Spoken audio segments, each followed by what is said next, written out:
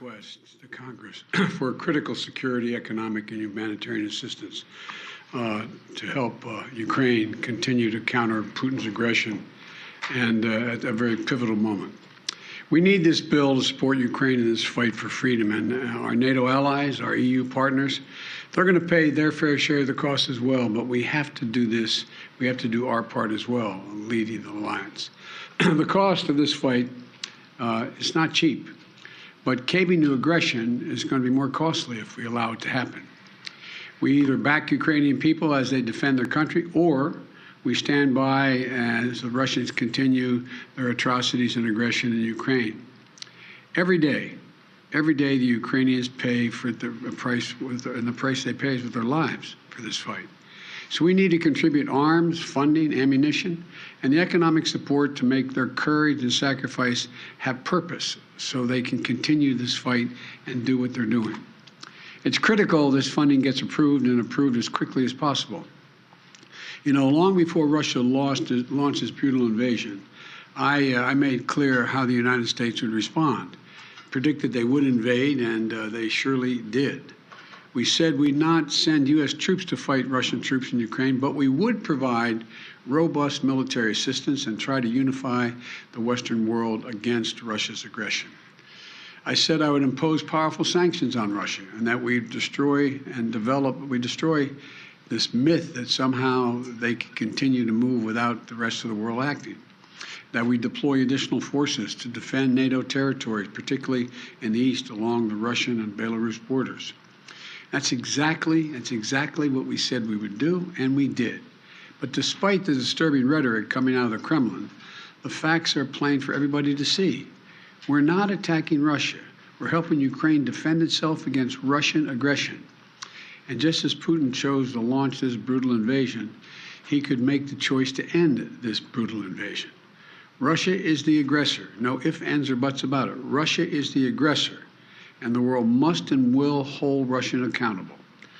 Russia's continued assault is yielding immense human cost. We've seen them leave behind horrifying evidence of their atrocities and war crimes in the areas they try to control. And as long as the assaults and atrocities continue, we're going to continue to supply military assistance. And I might note parenthetically, you know, there's a dinner this weekend, Celebrate the Press. Think of what the American press has done. The courage it's taken to stay in these war zones. The courage it's taken to report every single day. I've always had respect for the press, but I can't tell you how much respect I have watching them in these zones where they're under fire, risking their own lives to make sure the world hears the truth. Imagine if we weren't getting that information. It'd be a different world. It'd be a different circumstance. In the past 2 months, Russia launched its brutal attack and has moved weapons and equipment to Ukraine.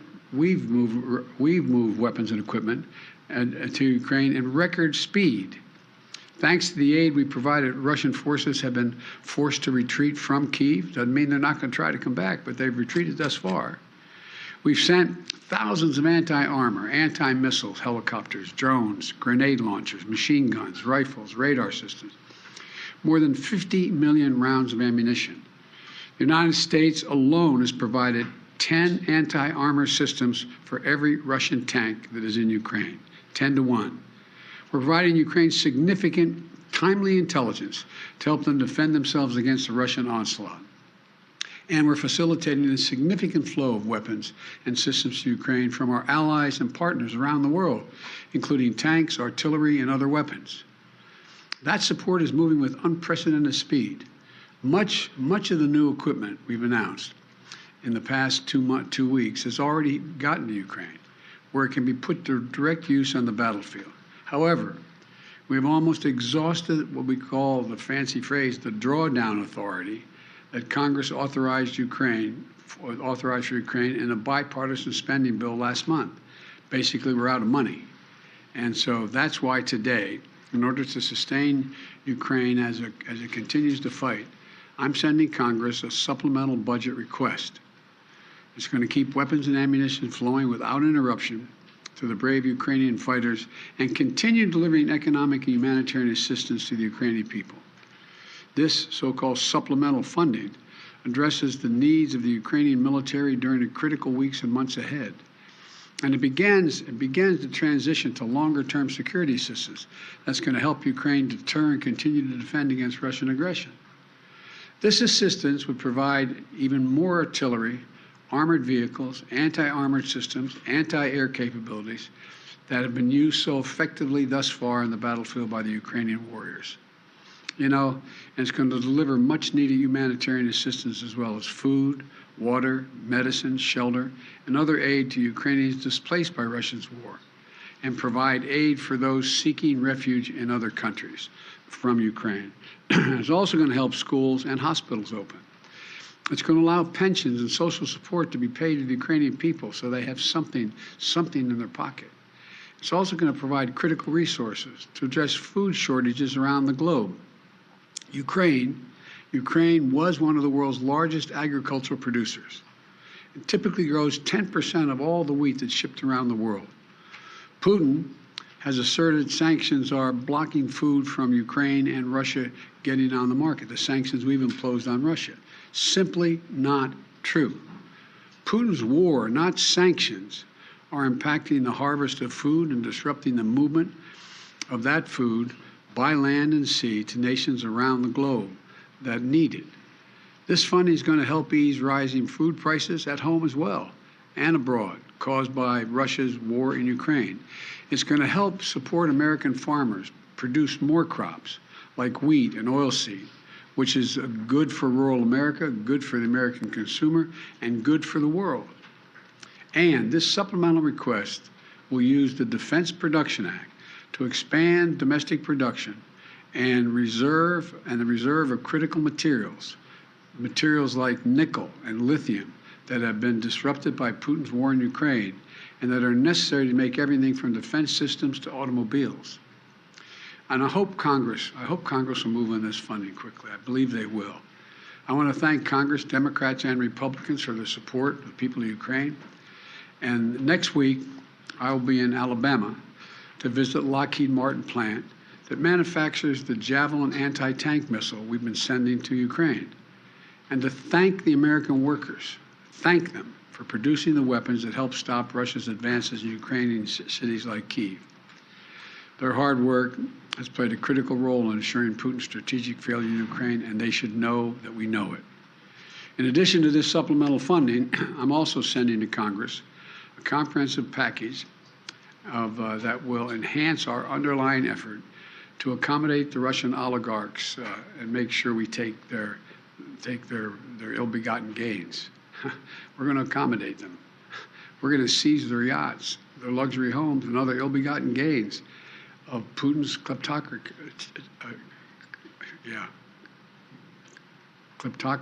and the guys who are the kleptocracies. But these are bad guys. This legislative package strengthens our law enforcement capabilities to seize property linked to Russia's kleptocracy. It's going to create new expedited procedures for forfeiture and seizure of these properties. And it's going to ensure that when the oligarchs' assets are sold off, funds can be used directly to remedy the harm Russia caused in their help build Ukraine. Additionally, yesterday, Russia threatened two of our allies with a cutoff of energy supplies. While America has ended all Russian fossil fuel imports because we're able to use our vast supply of power in our country, some European countries have faced more challenges in reducing their reliance on Russian fuel. Russia has long claimed to be, quote, the reliable source of energy for the world. No matter what the differences are, their customers are always going to be in good shape. But these actions prove that energy is not just a commodity that Russia sells to help meet other countries' needs, but a weapon it will use to deploy against those who stand against their aggression. So let me be clear. We will not let Russia intimidate or blackmail their way out of these sanctions.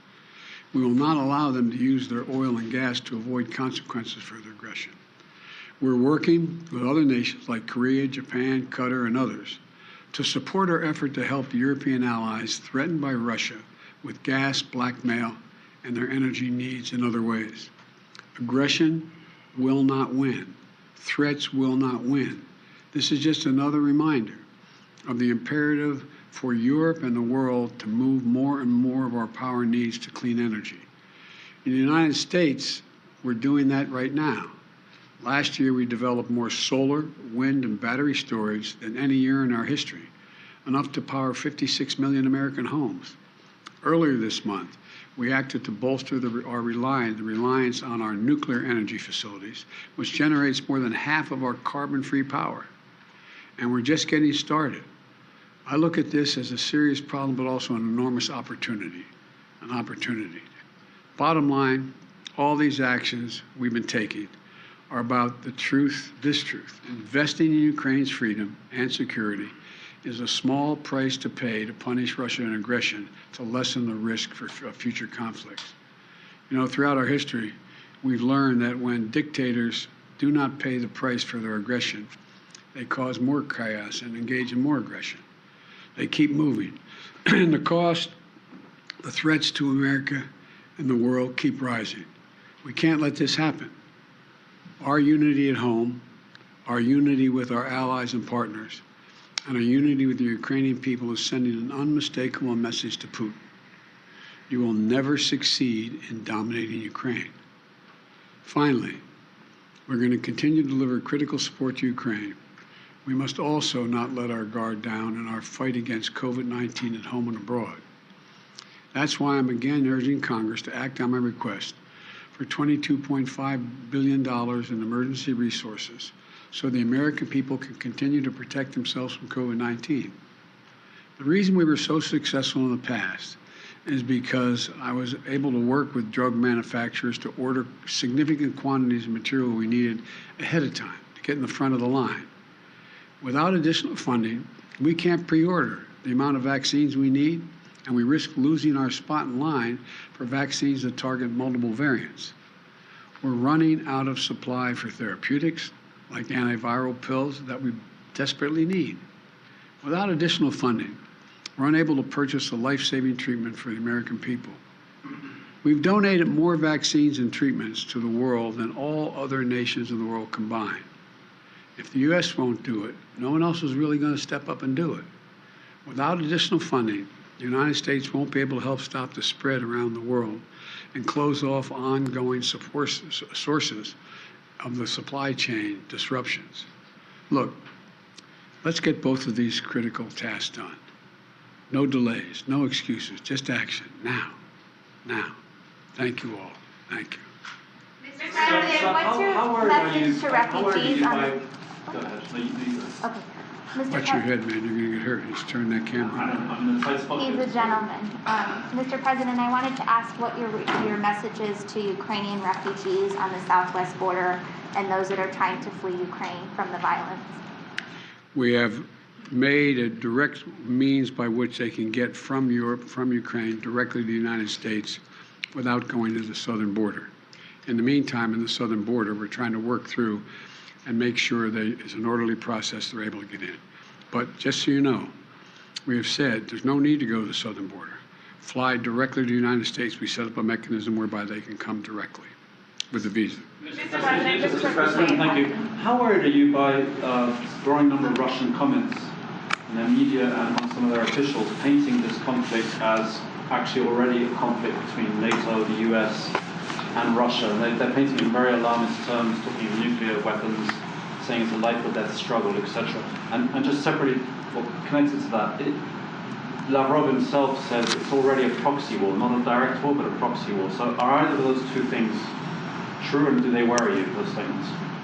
They're not true. They do concern me because it shows the desperation that Russia is feeling about their abject failure in being able to do what they set out to do in the first instance. And so I think it's more of a reflection, not of the truth, but of their failure. And so instead of saying that the Ukrainians equipped with some capability to resist Russian forces are doing this, they've got to tell their people the United States and all of NATO is engaged in taking out Russian troops and tanks, etc. So it's number one, it's an excuse for their failure. But number two, it's also, if they really mean it, no one should be making idle comments about the use of nuclear weapons or the possibility of the need to use that. It's irresponsible. Mr. President, on that, Mr. President, Mr. President, back on the border, Title 42, a number of your Democratic friends are pressuring the White House to maintain that policy. Can you give us a straight answer whether you're going to heed that request or you're going to get rid of it? I can give you a straight answer. We had proposed to eliminate that policy by the end of May. The court has said we can't so far, and what the court says we're going to do. The court could come along and say we cannot do that, and that's it. Mr. President, you say that this is not a proxy war, but Russia clearly disagrees. They say that war means war. So how concerned are you that they may start to act accordingly, even if you disagree? We are prepared for whatever they do. What options do you have to ensure Poland and Bulgaria have sufficient supplies of gas? First of all, as you know, Poland has indicated they have significant reserves of gas that they have planned for, as does, not as much, but as does Bulgaria. And we have worked with our allies from Japan on to say that we may divert our sale of the natural gas that we're sending to those countries and divert it directly to Poland and Bulgaria. So that's as much as I can tell you right now. Sir, how concerned are you about a recession, given the GDP report today showed a contraction of 1.4% in the fourth quarter? Well, I'm not concerned about a recession. And I mean, you're always concerned about a recession, but the GDP, fell to 1.4%. But here's the deal: we're also had last quarter consumer spending and business investment and residential investment increased at significant rates, both for leisure as well as hard products.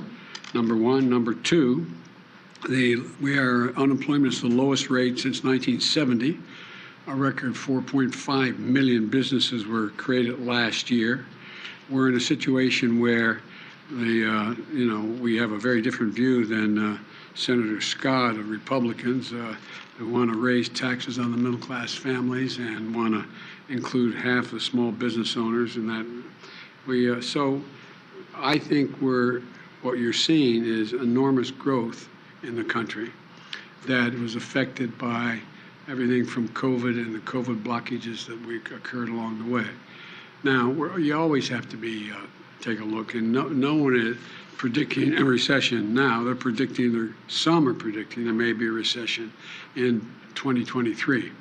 I'm concerned about it, but I know one thing, that if our Republican friends are really interested in doing something about dealing with the economic growth, and they should help us continue to lower the deficit, which we've done last year, over $350 billion. They should be willing to work with us to have a tax code that is actually one that works and everybody pays their fair share. And they should be in a position where you shouldn't be raising taxes on middle-class folks. You should be raising taxes on people who everyone acknowledges that the vast majority of Republicans aren't paying their fair share. I've said it 100 times. You have, 50 major corporations of the Fortune 500 companies made $40 billion last year, didn't pay a single penny. No one under our proposal, making their $400,000 a year, will see a penny in their taxes go up, not one penny. Mr. President, about tying COVID aid to Ukraine aid. Do you think COVID aid and Ukraine aid should be tied together in legislation? Well, I don't care how they do it. I'm sending them both up. I mean, they can do it separately or together, but we need them both. Mr. President, Majority Leader Schumer said yesterday that you're, quote, getting closer to using executive authority to cancel up to $50,000 in student loan debt. Can you confirm that? What exactly are you looking to plan to do here in the coming You mean my months? spokesman said that? Majority Leader Schumer. Look, number one, first thing we did was reform the system that was in place that didn't work for anybody, that allowed people to write off debt if they engaged in public service. We have almost 1,785,000, don't hold me the exact number, I'll get the number, 700 and some thousand have had debt forgiven, their whole debt forgiven because of their work working in either as teachers or other means by which they qualify. And we continue to make that easier. Secondly, I am considering dealing with some debt reduction. I am not considering $50,000 debt reduction, but I'm in the process of taking a hard look at whether or not there will be additional debt forgiveness, and I'll have an answer on that in the next couple weeks. How high are you looking Thank at? you. Thank you, guys. Thank you Thank very you, much. guys. Thank you. Thank you, Mr. Thanks, sir. President. Thank you.